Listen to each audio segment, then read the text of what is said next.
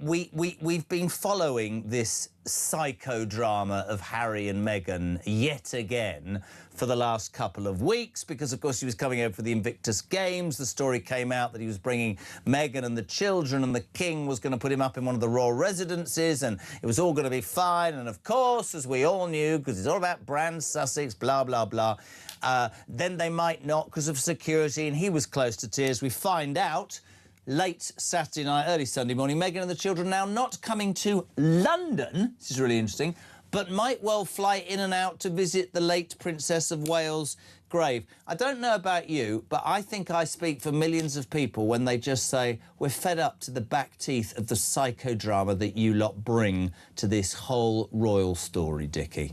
The framing here is everything. Not Meghan won't be joining Harry, but Meghan was never going to come. That single word strips away the pretense that this was ever genuinely open for consideration.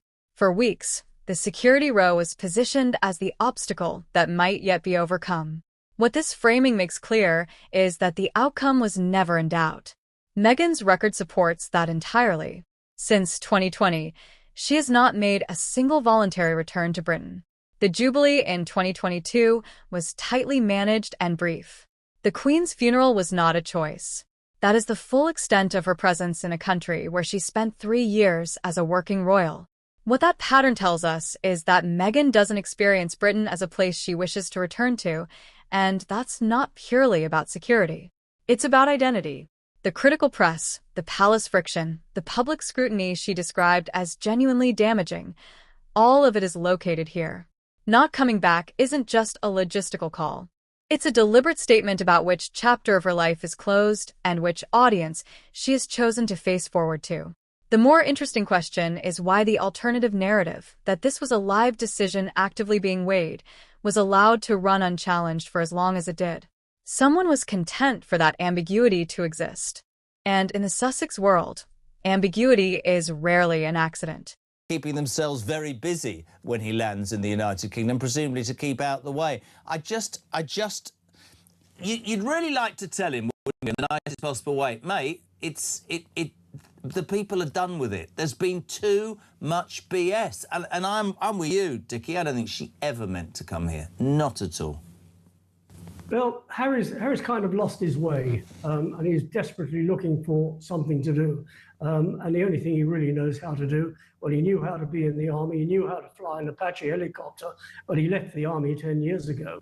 So now he's looking for something to do. They burnt their bridges in the United States. People have seen them for what they are. They're not making money anymore. They need to make money to pay for their lifestyle. How they're going to do this is anybody's guess. The closer they can get to the British royals, to the family, the more the Americans will say, yeah, well, they're still close to the family, we can still use them. But they're not close to the family, and people are running a mile from them. I think it's a very sad state of affairs that Harry has found himself in, walking out on the family as he did, in a fit of pique, saying, well, we can't get our way, we can't be half in, half out, so we're going to go out all together. They went out with a bang. They made a lot of money for the first 2 or 3 years. Now, all of a sudden, they're not making any money. Not even the jam is selling. The detail buried in the Press Association report matters more than the headline. No decision has been made on whether Meghan and the children might join Harry outside London. That door is being left open deliberately, not closed but not walked through either.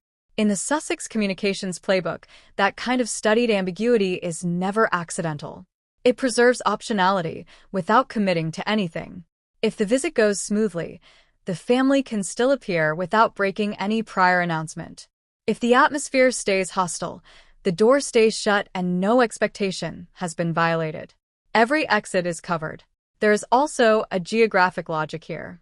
London is by far the most combustible media environment for the Sussexes in Britain. The concentration of royal press, the Heathrow arrival photographs, the proximity to Fleet Street. A lower-profile regional location represents a considerably less exposed option. The ambiguity about visits outside the capital may therefore reflect genuine deliberation, not just spin. But the most underreported angle is this. Archie and Lilibet's potential presence may be the real variable, not Meghan's. Whether the children see King Charles, even privately, even briefly, is a separate and more emotionally significant question than whether Meghan herself makes the trip. If any part of this visit is still genuinely undecided, it is almost certainly that part. And it's the part that carries the most long-term consequence for the royal family's future. Just keep stum. You were trained to do that in the army. Do it in civilian life. Couldn't agree more. There are some rumours about this next question to you. Apparently the rumours say that she might do a surprise visit later in the trip. We talked earlier about, you know, they might go to Althorpe, but I don't know how that's less dangerous, but there you go. That, again, to me, is just to create headlines. Either you're coming or you're not coming. By the way, love, nobody really wants you to come anyway. Dickie Arbiter spent over a decade as press secretary to the Queen. He didn't read about the royal family from the outside. He operated inside it, at the level where public statements and private reality routinely diverge. When someone with that background says Meghan was never going to come, that isn't punditry. It's pattern recognition built on years of watching this institution manage exactly these kinds of situations. What experience royal insiders understand, and what most commentary misses, is that the Sussex situation has now settled into a dysfunctional but surprisingly stable equilibrium. Harry retains his titles and the Invictus platform. The palace retains its dignity and its distance from the Sussex media operation. Meghan retains her American identity and her independence from an institution she found harmful. Nobody is satisfied, but nobody currently has the leverage or the incentive to fundamentally change it. That equilibrium produces headlines like this one on a near-weekly basis. A trip scaled back. A reunion that almost happened. A door left open, then quietly closed. And each cycle reinforces the same underlying reality. This story has no tidy resolution in sight. So here is the question worth leaving with. What actually breaks the stalemate? What health development? What shift in public mood? What moment of family crisis forces one side to move?